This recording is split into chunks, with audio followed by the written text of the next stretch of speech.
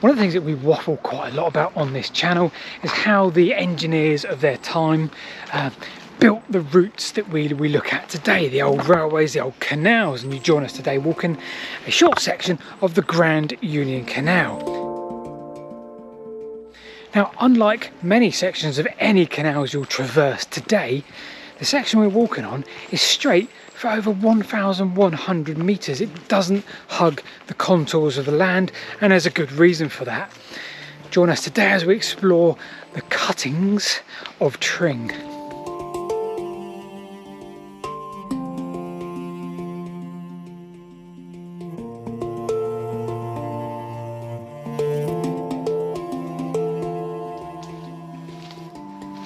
Keep taking little snippets of some masonry, little snippets of indents in the embankment of the canal for good reason, because apparently somewhere along here there's a tunnel or a heading.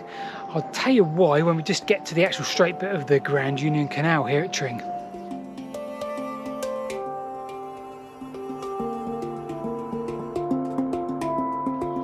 So the Grand Union Canal, I think it was a Grand Junction Canal at one point. Yep.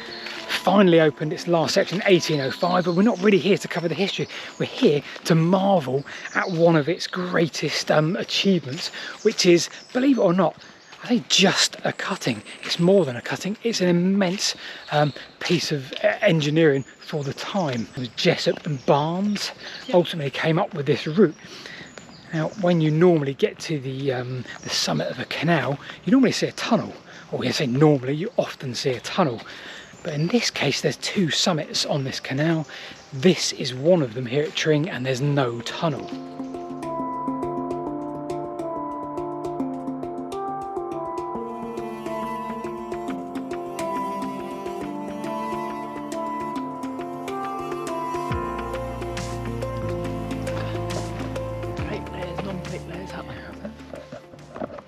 There's a hole, there's a tunnel. So we found, almost certainly, the heading. Now I'm going to tell you what this heading was for, this tunnel was for, in a bit, not yet, but bear in mind, so this looks like a I'm going to say plate layers hut. This is probably, and this is just me speculating, built to cover up the tunnel that is down there. I expect that comes out down there. Let me just stick this camera and see if I can get some pictures and I'll show you. Wicked. Right, not great pictures, dark times. But nevertheless, there is a tunnel down there. We won't touch that any further. We'll kind of walk on this way, get ourselves over to the railway, and we'll tell you exactly what that was for. So there's the Braunston Tunnel, like 20-30 miles ahead of us. Well, that's one of the other summits.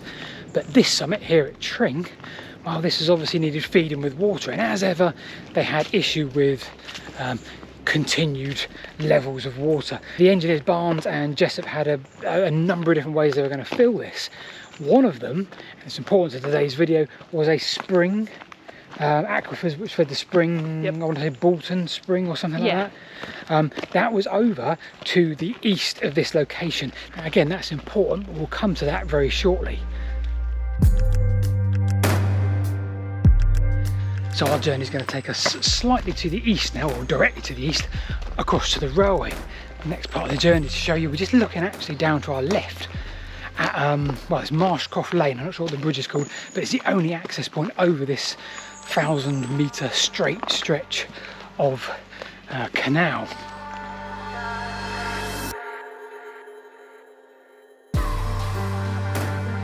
So the second summit of the Grand Union Canal, we've just left Tring Canal. And the reason why it's so straight is because it acted like a tunnel. It just took a straight line through the landscape. We're going to dig very deep like a tunnel. So there were no more contours to hug their canal to. This was as high as they were going to get. Just here ahead of us now, I can see it now. There's another bridge, this time for a more modern form of transport, although a very early one. 1837, the London to Birmingham Railway opened, and it's just ahead of us here, probably about 200 metres. We'll join you there. So just before we get to the railway, we just sort of stop at this field, and Rebecca's pointed out two what look like shafts. Yeah. And I said, well, there's no tunnels here, of course not. But then we just we just discussed, haven't we, the heading. Well, it's probably, yeah, probably in the right from sort that of way down to line there. from where we just were. So I wonder if you're right. I wonder if they are at least construction shafts that remain from that heading. It's almost time that we need to tell you what that heading / tunnel was for. Okay, so we've teased you enough. Why is a tunnel joining the railway and the canal here at the summit of both? Now, the shot we gave you then wasn't great across the field, so let's look from above. And you can clearly now see what we could see, but from above. Let's plot those on a map from above again for context, and maybe join them up with the predicted line of the tunnel or the heading itself. Now, when the canal builders eventually started to consider water, they had a number of springs in the area to use. One of them was Bulbourne Water or Bulbourne Head. This was great for the canal, but then come the railway. So come the 1830s and the very start of railway mania, they had the same desire to connect parts of the country and move people and goods. And here we are on the London and Birmingham Railway. Right above it now, it used to be 2 tracks when it started in 1837. And they had the same problem as the canal. They had this problem of the height here at Tring. And they did the same thing as the canal builders. In fact, I think they even employed one of the contractors who had worked on a canal in Birmingham. And here comes the train.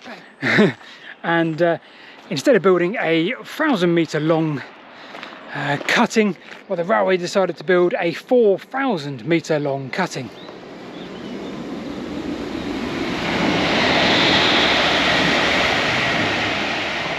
The depth of the railway cutting here was immense, and subsequently the railway was taking in more water now than the canal.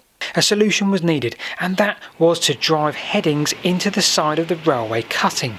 At least one of those headings reached and drained directly into the canal. Problem solved. So now Bulbourne Head or Bulbourne Water flows back into the canal, albeit taking quite a long detour down some of the railway gullies into the heading and back into the canal. You'll notice either side of the railway there's yet more steeper embankments, probably about 10 metres further back. Probably don't need to tell you where the earth came from for that, but it's all around here. There's loads in that field there. It's almost like spoil heaps, but from the cutting. Right, one more thing to show you before we close off on this little video, and that is just up there in the trees as we head back down to the station car park.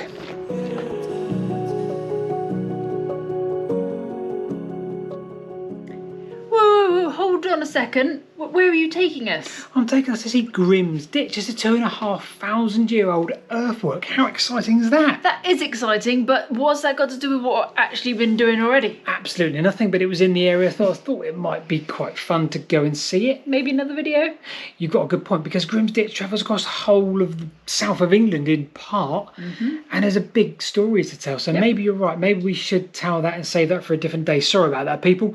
We're going to cut this one short. Hope you've enjoyed the video that we've done about the Tring Cuttings and the canal and the railway and how they were linked by a mystery tunnel. More of the same this time next week.